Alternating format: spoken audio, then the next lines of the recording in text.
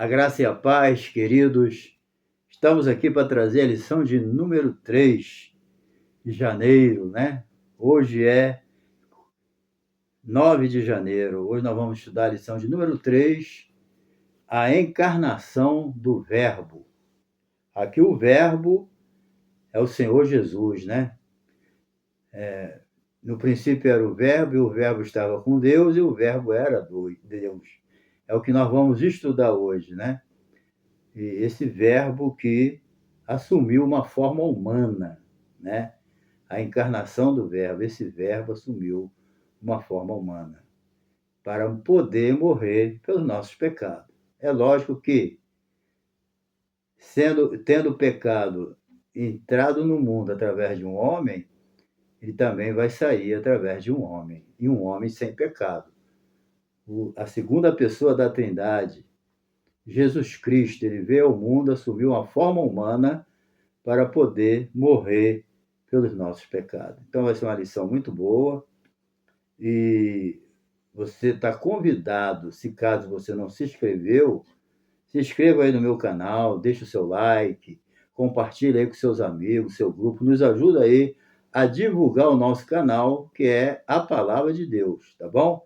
Então, estou contando aí contigo aí, agradeço a ti pela honra que está me dando de estar aí nos assistindo, tá? E também assista os anúncios aí dos nossos vídeos, porque sendo o nosso canal monetizado, você assistindo os vídeos, você nos ajuda na monetização do canal, tá bom? Então, vamos lá. Repetindo, lição 3, título, A Encarnação do Verbo. E o textuário diz, e o Verbo se fez carne e habitou entre nós e vimos a sua glória como a glória do unigênito do Pai, cheio de graça e de verdade. Esse versículo está em João, Evangelho de João, capítulo 1, verso 14. E a verdade prática, ela está dizendo, que é a síntese da lição, né? Diz, a vinda do Filho de Deus em forma humana é um fato presenciado por muitas testemunhas. Por isso, a negação da sua historicidade não se sustenta. Então, nós vamos estudar isso, porque, na verdade, assim como antigamente, né, no meio da igreja primitiva, existiam aqueles que não acreditavam que Jesus assumiu uma forma humana, né? Por isso que João escreveu, disse isso no Evangelho, e a primeira epístola de João, a segunda, ele combate, né, aqueles que não acreditam que Jesus veio em carne, ou seja, não acreditam que ele assumiu uma forma humana, é considerado até como anticristo, uma doutrina maligna, né? Então, é uma lição importante. E a nossa leitura bíblica em classe, ela está em 1 João, capítulo 1, verso de 1 a 3, capítulo 4, verso de 1 a 3, e João, né, 2 João 7. É o que nós vamos ver hoje. Então, nessa lição, né, desde a semana, desta lição dessa semana, ela tem como finalidade apresentar a doutrina bíblica, né, sobre a humanidade de Jesus, que já era questionada no tempo da igreja primitiva. Então, desde o início da igreja, houve tentativa de negar a deidade de Jesus. Nunca faltou quem procurasse negar que Jesus era divino, certo? Os próprios saduceus, fariseus, toda aquela casta, né, aquela seita, eles não acreditavam na divindade de Jesus, não receberam Jesus como Messias, né? Então, isso já é antigo. E hoje, da mesma forma, muitas seitas por aí, elas não concordam com a divindade de Jesus e muito mal aceitam a sua humanidade, sendo que Jesus é o único caminho estabelecido por Deus para que a pessoa possa chegar ao Pai, né? Então, quem não acredita, né, na humanidade de Jesus, nega a sua deidade absoluta, né? Então, se nega a humanidade de Jesus, nega a sua ressurreição, certo? E a Bíblia diz, quem não crê na ressurreição de Jesus, a sua esperança é vã. Não tem o que esperar se Jesus não morreu e não ressuscitou pelos nossos pecados, né? Então, a gente precisa compreender bem essa parte. Então, as heresias que negam a corporeidade de Cristo. Primeiro, é o docetismo. Bem, o termo vem primeiramente vendo a etimologia da palavra, o docetismo, o termo vem do grego dóquio, significa ter aparência. O docetismo, ela é a mais antiga heresia da história da igreja e consiste em quê? Em negar que Jesus tivesse tido um corpo físico, humano. Sua humanidade era simplesmente uma aparência como um fantasma, um espírito.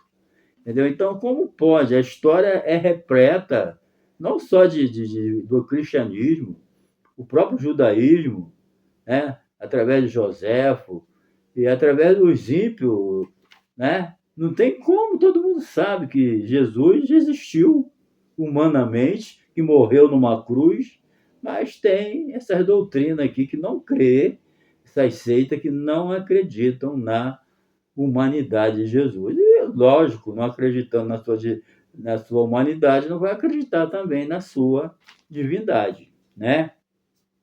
O que os docetas ensinavam, né?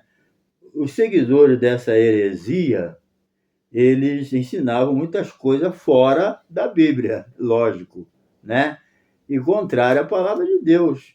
Então, o nosso enfoque hoje destaca a humanidade de Jesus como verdadeiro homem, mas nas outras lições nós vamos estudar sobre a divindade, mas hoje é só sobre a humanidade. Então, Lucas, ele descreve um começo muito humano de Jesus, né? A Bíblia diz que Jesus crescia em graça, em sabedoria e em estatura. Pronto, está bem claro na Bíblia, né? Jesus crescia em sabedoria, em graça e estatura. Lucas capítulo 2, verso 4 e 5. Então aqui já está definido, né? Ele nasceu de uma virgem, ele assumiu uma forma humana para morrer pelos nossos pecados. Eu não disse no início? O pecado entrou pelo homem. Então ele tinha que ser derrotado pelo homem também, mas um homem sem pecado. E esse homem era Jesus, né? E a Bíblia diz: só há um mediador entre Deus e os homens, Jesus Cristo, homem. Entendeu? Então, é, a Bíblia é repleta para falar sobre a humanidade de Jesus. Ele teve infância, né? E ele crescia em graça, sabedoria e estatura. Crescia. Acho que com 12 anos, né? Ele estava lá no meio dos doutores, fazendo perguntas, questionando, conversando, né? Com uma sabedoria sobrenatural, né? Então, tudo isso aí fica claro à humanidade de Jesus. O que os principais docetas diziam sobre Jesus? Olha só, eles diziam o seguinte: os heresiarcas significam fundadores da seita, entendeu? Heresiarcas é os fundadores da seita. Então, eles negavam que Jesus Cristo tivesse vindo em carne. A carne aqui é o homem, a humanidade, porque quando se fala em carne na Bíblia, tem que discernir qual o tipo de carne. Tem carne, né? Os que andam e vivem na carne. A carne luta contra o espírito. Aí é a natureza pecaminosa. Quando Deus fala que ia destruir toda a carne, ele está falando do homem, o ser humano. Entendeu? E quando ele fala de carne, às vezes fala corpo. Quando ver a palavra carne, você procura ver o contexto, que pode ser uma dessas três coisas, tá bom? Isso aí é importante a gente saber. Então, as três principais heresiarcos, os três, né, heresiarcas, os três fundadores lá da seita deles, negavam que Jesus Cristo tivesse vindo em carne. Cerinto negava o nascimento virginal de Jesus Cristo e ensinava o docetismo, né? Ele foi contemporâneo do apóstolo João em Éfeso, entendeu? Então, e também tinha o tal de Saturnino, o principal representante do gnosticismo, certo? Sírio ensinava que Jesus Cristo não nasceu, entendeu? Não teve forma e nem corpo, foi simplesmente visto em forma humana. mera aparência. Também tinha o tal de Marcião, né? Outro heresiarca, fundador de seita, que negava ser Cristo verdadeiramente humano. Então, a Bíblia é totalmente diferente dessas ideias malucas, dessas invencionices, entendeu? E tem gente que hoje aceita isso. Não, Jesus ele foi um mito, né? Mas não é nada disso, não. Então, no entanto, a Bíblia declara de maneira direta que Jesus nasceu mencionando até mesmo o local, né? A gente sabe disso. A gente está aqui falando isso para aqueles que têm dúvida, né? E que você olha dentro da sua igreja e não existe isso. Mas em muitos lugares não é assim. Está entendendo? Então, é preciso prestar atenção nesse detalhe.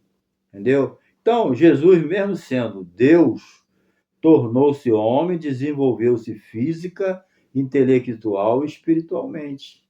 Então, Jesus teve um crescimento completo. Por quê? Para Jesus morrer por nossos pecados, para Deus cumprir, né, de uma forma perfeita a sua justiça, que Deus é amor, mas é justo também. Jesus Cristo, ele precisava ser um homem perfeito. Então, ele tinha espírito, alma e corpo. Entendeu? Ele orou. Pai, em tua mão eu entrego o meu espírito, né? Ele orou também, a minha alma está profundamente triste, um espírito e alma. Ele falou, esse é o meu corpo, né? O corpo dele foi crucificado. Então, Jesus tinha espírito, alma e corpo. Se tornou um homem completo. Sendo um homem completo, sem pecado, ele estava preparado para, diante de Deus, assumir as nossas culpas. Aí vem alguém pregar que o corpo de Jesus era de brincadeirinha, não existia. Era só aparência, era um fantasma, era só espírito. Não tem nada disso. O próprio Jesus falou para os apóstolos depois que ele ressuscitou. Olha aqui, ó, minha mão, o furo, olha aqui, comeu com eles. Eu não sou um espírito, eu sou Jesus, espírito, alma e corpo, mas é divino. Entendeu? Paulo falou, grande é o mistério da piedade, né? Está falando sobre o quê? O divino assumiu uma forma humana, ok? Então, a gente precisa ver isso. Então, a parte 2 aqui, o apóstolo fala da corporeidade de Jesus. O que era desde o princípio. Está lá em João, no Evangelho de João, capítulo 1, verso 1. Né? O Evangelho de Mateus e Marcos, que são os evangelhos sinóticos, eles apresentam com mais frequência a humanidade de Jesus, certo? Ao passo que João, né, ele dá mais ênfase ao aspecto divino, certo? Embora ele conte o Jesus histórico está ali, mas João dá mais ênfase ao aspecto divino, tá? Então, os três evangelhos põem Jesus exteriormente, né? Então, pode-se dizer que o evangelho de João é a interpretação de Jesus, é a expressão que era desde o princípio, entendeu? A Bíblia é clara, no princípio era o verbo, e o verbo estava com Deus, e o verbo era Deus, né? Ele é a palavra. A palavra aqui significa o quê? Era a comunicação, Jesus é a comunicação direta de Deus com o homem.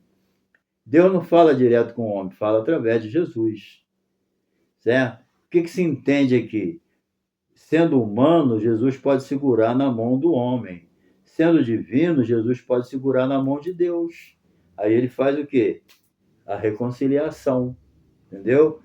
Ele é o mediador entre Deus e os homens. É humano, pode segurar na mão do homem. É divino, pode segurar na mão de Deus.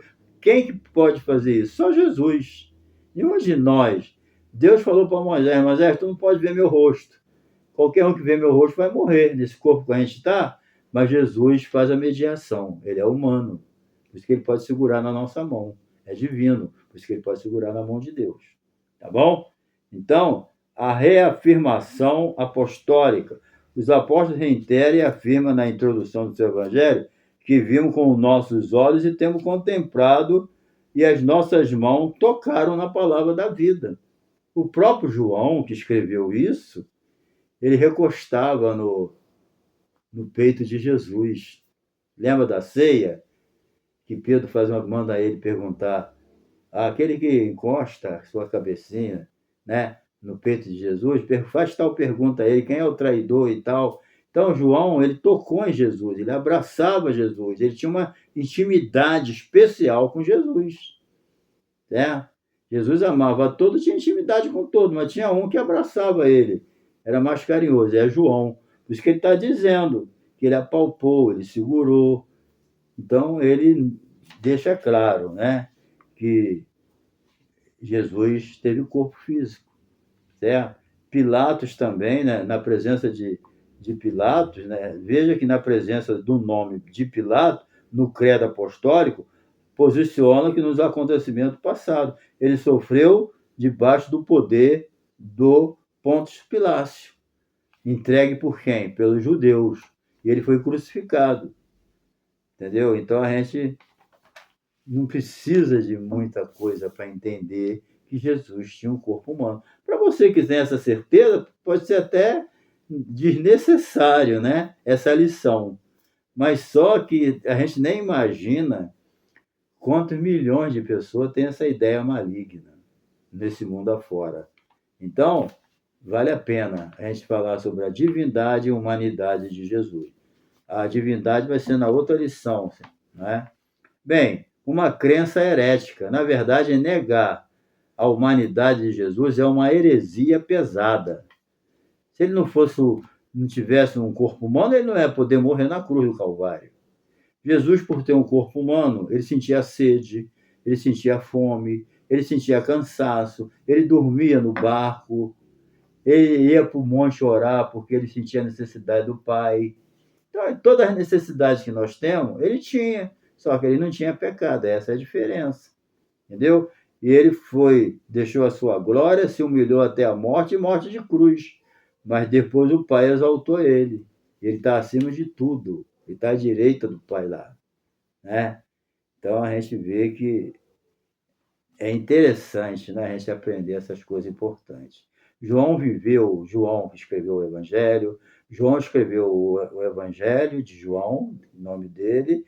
João, ele escreveu o livro de Apocalipse, ele escreveu a primeira, segunda e terceira epístola de João, certo? Ok? Então,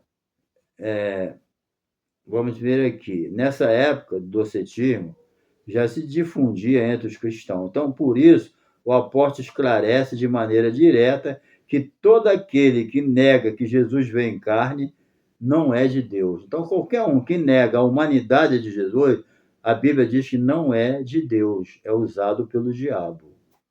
É o anticristo, certo? Não o anticristo da grande tribulação, mas ele é anticristo, ele é contra, entendeu? Então, a gente precisa ver isso. Então, a gravidade dessa heresia, uma heresia braba, negar a divindade de Jesus, não teve a gravidade dessa heresia, pois se Jesus não teve corpo físico real, também não ressuscitou. Se não ressuscitou, logo não há esperança de salvação. Por essa razão, o apóstolo João foi contundente contra os docetas. Os expoentes de tal crença são chamados de enganadores. Então, todo pregador que prega contra a divindade de Jesus, que prega contra a humanidade de Jesus, o que ele é? Enganador. Espírito do anticristo.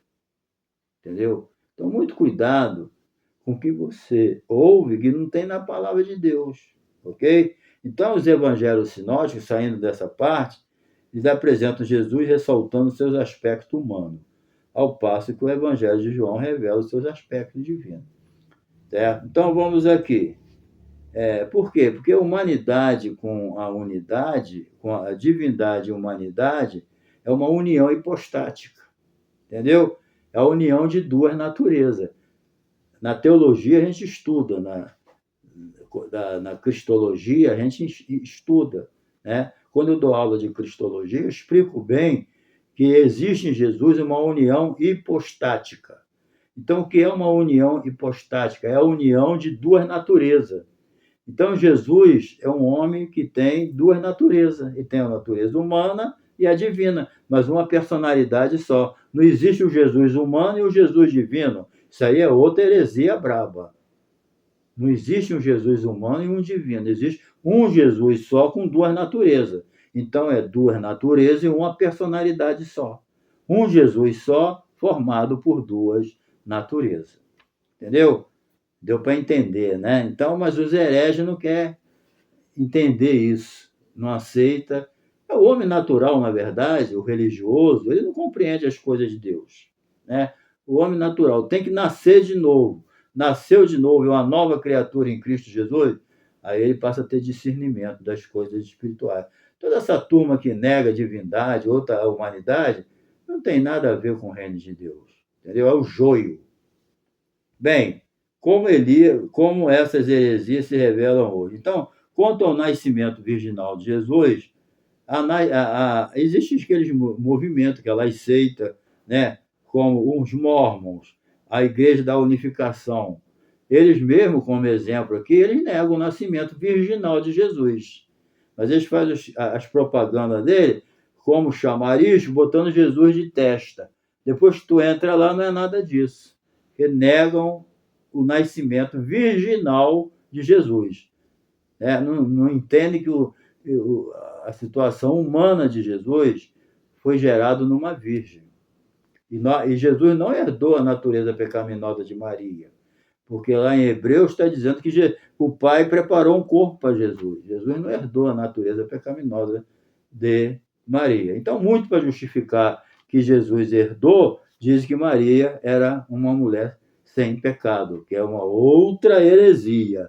Então, queridos, um abismo chama outro abismo, certo? Então, negar a concepção do nascimento virginal de Jesus, né, é as marcas desse movimento.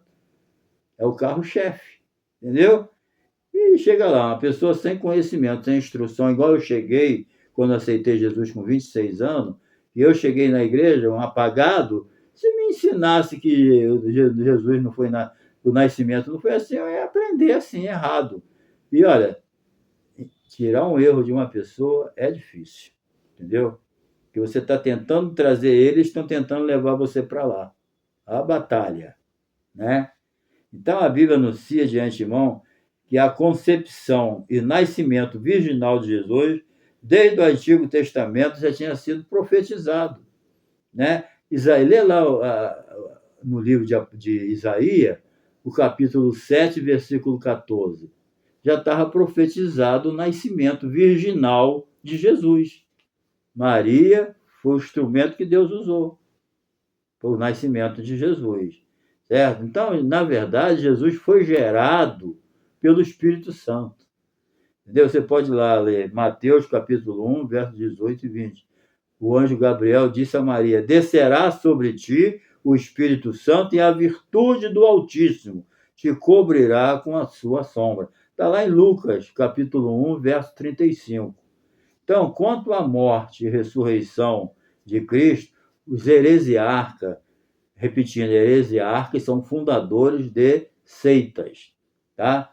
Os heresiarcas gnósticos do Egito, Basilíder, ele negava outra coisa, a crucificação de Jesus. Cada um com um besterol pior do que o outro, entendeu? Tudo essa ideia de mente natural, né? Porque a Bíblia diz o quê? Que o diabo ele se transfigura em anjo de luz, e quanto mais os seus discípulos. Está entendendo? Eles são demônios, mas ele vem travestido de anjo, anjo bom. Ele não vem de chifre, rabo, te espantando, não. Ele vem bonitinho, parece com cara de crente, jeito de crente, dando glória a Deus, aleluia, mas esse povo me honra com os lábios, disse Jesus, mas o seu coração está longe de mim. Ele não tem comunhão com Deus. Entendeu? Então, olha só o besterol que eu vou ler para vocês aqui. Assim sendo, né? O heresiarca gnóstico negava a crucificação de Cristo. Olha só, dizia que Simão Cirineu transfigurou-se equivocadamente e foi crucificado, e que a multidão tomou ele por Jesus. Pegaram Simão, vocês sabem que Simão ajudou Jesus a carregar a cruz, mas eles já inventaram que pegaram Simão, crucificaram Simão enganado. Está entendendo? Não crucificaram Jesus. Jesus assistiu à crucificação de Simão, que foi no lugar de Jesus. Está entendendo como é que é? Assim sendo, Cristo apenas presenciou a crucificação de Simão e seu suposto sósia. O Alcorão, agora o Alcorão. O Alcorão, o livro sagrado dos muçulmanos, é a sua principal fonte de autoridade espiritual, declara que o Senhor Jesus não foi crucificado, que tudo não passou de uma simulação. Olha só o besterol. Alcorão 457, a página. Nas notas explicativas de rodapé, nas edições do Alcorão, é o livro do muçulmano, eles afirmam que um sósia de Jesus foi levado à cruz. Isso se parece com a ideia de Basílides. Essa doutrina contraria todo o pensamento bíblico e os fatos históricos. A Bíblia ensina que Jesus morreu e ressuscitou dentre os mortos e é fato consumado. Tem nada que Simão morreu no lugar dele. Entendeu? Então vamos ver aqui, confirmação histórica indo para o final. A confirmação bíblica histórica da morte de Jesus é fato incontestável. Nós não temos essa dúvida, né? Mas alguém pode ser laçado por essa seta. Toma cuidado. Historiadores não cristãos, judeu, por exemplo, né, e romano, atestaram a morte de Jesus. Flávio Joséfo, ele foi um historiador judeu. Ele nasceu no ano 30, Jesus morreu no ano 33. Ele nasceu no ano 37 e morreu no ano 100. Certo? Então, disse que acusaram-no perante Pilatos, e este ordenou que o crucificasse. Os que haviam amado durante a sua vida não o abandonaram depois da morte. Quem falou isso foi Joséfo, que viveu naquela época. E ele escreve que Jesus foi crucificado. Aí aparece um heresiarca, um fundador de seis, e diz que não. Foi Simão que morreu. Quer dizer que foi Simão que morreu pelo nosso pecado. Me poupa, né? Pelo amor de Deus. Entendeu? Então, outro detalhe aqui importante, o historiador romano Tácito também escreveu: aquele de quem levava o nome de Cristo foi executado no reinado de Tibério, tá entendendo?